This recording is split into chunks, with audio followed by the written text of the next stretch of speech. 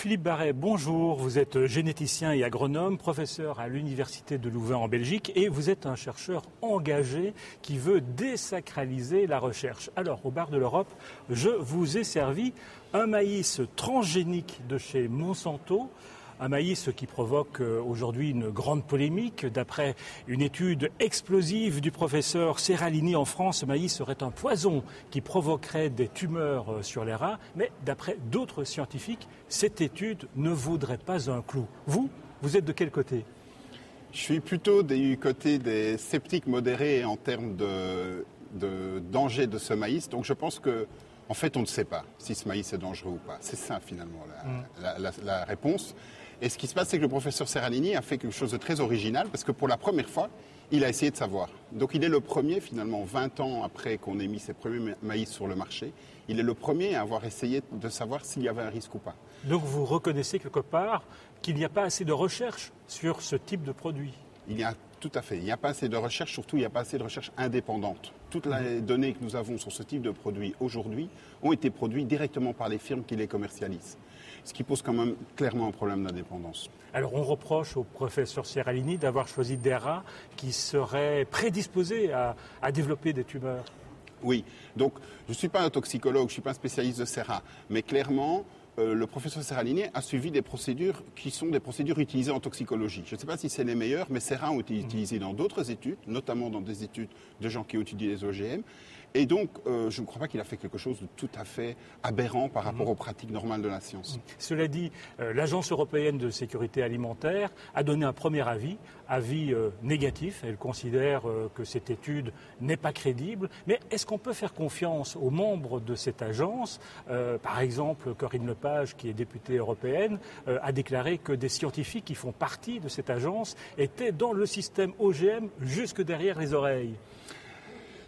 D'abord, je comprends tout à fait la position de l'Agence européenne de la sécurité alimentaire, puisque ça fait des années qu'ils donnent des avis positifs sur ces OGM. Donc, tout à coup, devoir reconnaître que la procédure ne fonctionne pas, ça doit certainement leur poser problème. C'est vrai qu'il y a eu quand même quelques scandales, notamment des gens de l'agence liés au lobby des OGM. Tout à fait. Alors, sur la question des conflits d'intérêts, il y a clairement eu, dans le passé, des scandales. Il y a un rapport récent de la Cour des comptes sur cette agence qui montre que la gestion des conflits d'intérêts n'est pas parfaite. Elle est en nette progression, mais pas parfaite.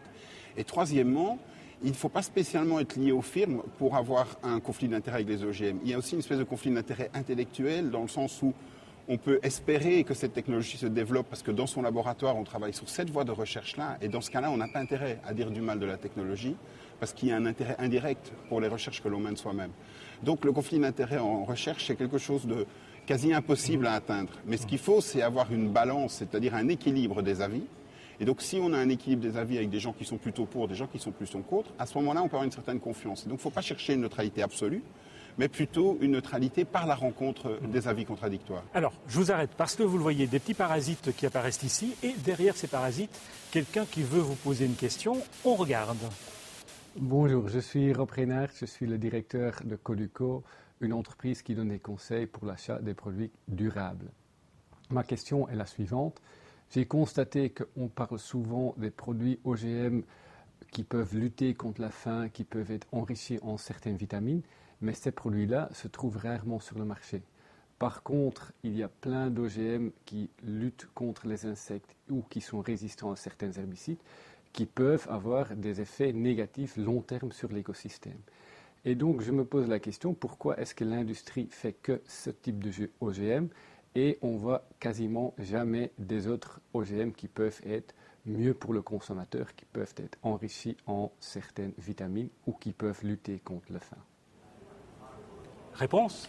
Question tout à fait pertinente. Donc en fait, effectivement, les OGM ne sont pas en soi bons ou mauvais. Et donc ce qu'il faut savoir, c'est à quoi on les utilise. Et comme le dit monsieur, les OGM dont on dispose aujourd'hui, à 99%, ils sont résistants à des insectes ou à des herbicides. Ils sont la propriété de firmes privées.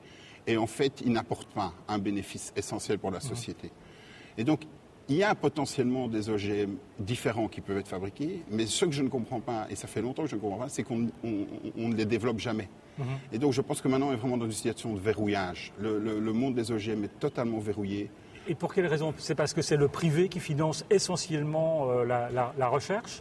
Il faudrait que les États, l'Europe, investissent dans la recherche citoyenne, si j'ose dire. Tout à fait. Et il y a une erreur initiale sur les OGM, c'est que le public s'est chargé d'évaluer les risques et a laissé le choix de la pertinence au privé. Et ce n'était pas une bonne idée, parce qu'alors à ce moment-là, c'est le marché qui décide de la pertinence. Or, l'agriculture, c'est un bien public, les semences, ce sont des biens communs. Notre environnement, il nous appartient à tous. Et donc, je pense que la pertinence des innovations en agriculture, elle doit être discutée de façon publique. Après, qu'elle soit mise en œuvre par des privés ou qu'elle soit mise en œuvre par du public, je n'ai pas tellement de problème avec cela. Mais en tous les cas, les choix de recherche, les orientations de la recherche, ils doivent être pensés comme quelque chose de collectif et pas comme quelque chose qui est simplement gouverné par les lois du marché. Alors, question de Philippe Gracien, directeur du GNIS, le groupement des semenciers. Le dossier des OGM est devenu politique. Les politiques ne suivent pas l'avis des scientifiques, mais se laissent guider par l'opinion publique réticente. Qu'est-ce qui peut faire évoluer le dossier? L'arrivée sur le marché d'OGM possédant de nouveaux caractères, résistance à la sécheresse, richesse en oméga 3 par exemple. Or, pour développer de telles plantes, la recherche doit se poursuivre. Tout à fait, la recherche doit se poursuivre et donc c'est pas ça le problème. Le problème c'est qu'il n'y a personne qui est contre la recherche. Ce qu'on discute aujourd'hui, c'est les OGM dans notre alimentation ou dans notre environnement. Où je rejoins monsieur, c'est qu'il faut explorer d'autres voies. Où je ne suis pas d'accord avec lui, c'est que c'est normal que le politique écoute le citoyen et pas le scientifique. De quel droit les scientifiques dicteraient-ils les choix des politiques? Mais une fois les scientifiques, ils sont des professionnels de la recherche.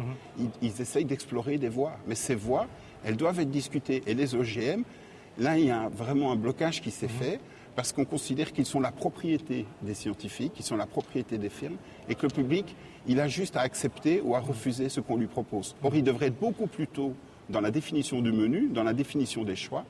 Et donc, moi, ce que je propose, c'est qu'il y ait un débat sur les OGM, non pas sur le risque, mais sur à quoi peuvent-ils servir. Alors, question très pratique, ce maïs transgénique, est-ce qu'on risque de le voir dans notre assiette? Ce maïs transgénique, on ne risque pas de le voir dans notre assiette comme ceci. On risque de le voir dans notre assiette via l'alimentation du bétail. Aujourd'hui en Europe, la plupart des OGM qui sont dans la chaîne alimentaire, ils sont utilisés pour nourrir des animaux dont nous mangeons la viande ou dont nous buvons le lait. C'est par cette voie-là.